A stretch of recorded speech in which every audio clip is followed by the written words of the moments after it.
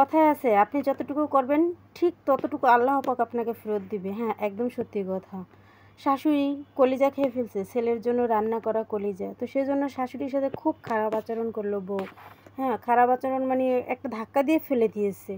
ফেলে দিয়ে বলতেছে, আপনার এত বড় সাহস হলো কী করে? বাবুর জন্য রান্না করা কলিজা আপনি কীভাবে খেয়ে ফেললেন? আমার বাবু কি খাবে? ও তো একটু কলিজাই পছন্দ করে।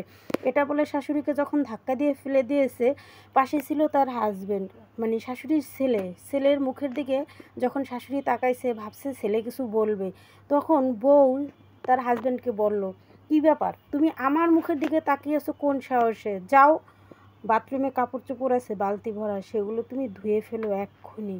ছেলে আর কিছু বলতে পারলো না। মায়ের শেষ ভরসা ছেলেটা ছিল। ছেলেটাও যখন কিছু বলতে পারলো না, তখন আর মা কোনো কথা বললো না, চোখ মুছতে মুছতে উঠে দাঁড়ালো। তারপর দিন থেকে সে যে কোথায় চলে গেল, সেটা আর বউ বা ছেলে কখনোই খোঁজ করলো না, এবং কোনো জানাও গেল না যে কোথায় চলে গেল সে। বউয়ের বাবার অনেক টাকার গরম, একমাত্র মেয়ে, সে একমাত্র মেয়ে দেখে এই ছেলেটাকে বিয়ে দিয়েছিল।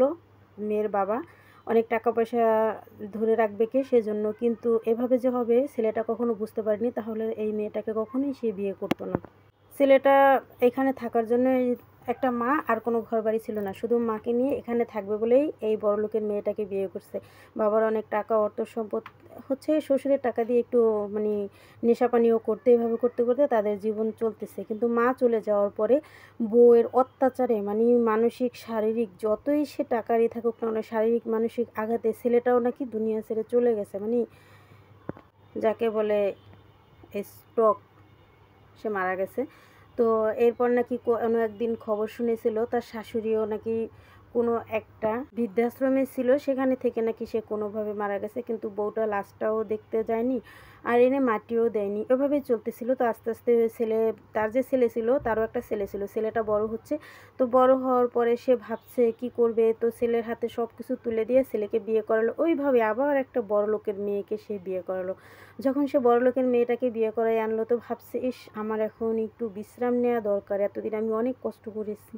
বৌমা আর ছেলেদের হাতে সব কিছু তুলে দিয়ে সে যখন বিশ্রাম করবে, ঠিক তখনই সে যেভাবে তার শাশুড়ির সাথে আচরণ করছিল, ঠিক সেভাবে সে ফেরত পাচ্ছে, ঠিক অমনভাবেই ফেরত পাচ্ছে। ছেলেকে বলে, ছেলে বলে, মা আমি কী করবো, তুমি তো আমার দাদুর সাথে এটাই করেছিলে, আমার দাদুকেও তো এইভাবে তুমি করেছো, আমি তো কিছু করতে পারবো না।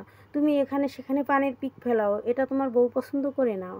আমি ভাবছি তোমাকে কোনো বৃদ্ধাশ্রমে দিয়ে আসবো, তুমি তোমার দাদিকে বৃদ্ধাশ্রমও দেও নেই। সেদিন সে অনেক কান্না করে। তারপরেও ঘরের এক কোণে থাকে, যেহেতু সে তার সব সম্পত্তি ছেলে ছেলে বৌমার নামে করে দিছে, কিছু করে নেই, সব কাজকর্ম করে, যে সে যেমন তার শাশুড়িকে খাটাইতো ঠিক তেমনই তার পুত্রের বউ ওইভাবে তাকে ব্যবহার করে। ওই যে কথায় আছে না, যেমন কর্ম তেমন ফল।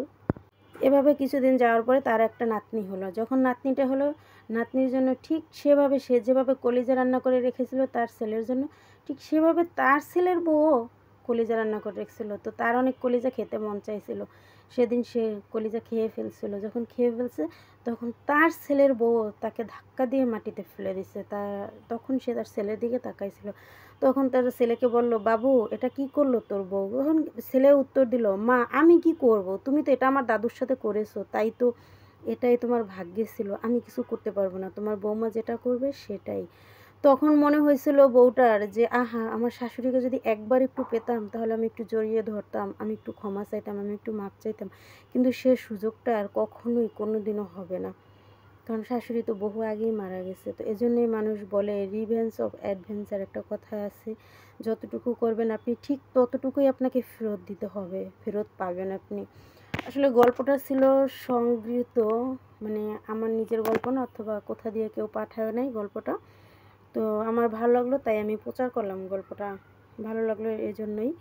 তো কেমন লাগলো গল্পটা? যদি ভালো লাগে অবশ্যই লাইক, কমেন্ট, শেয়ার করে পাশে থাকবেন। যদি ইউটিউব চ্যানেল থেকে দেখে থাকেন তাহলে সাবস্ক্রাইব করে পাশে থাকবেন, আর ফেসবুক থেকে দেখে থাকলে ফলো দিয়ে পাশে থাকবেন।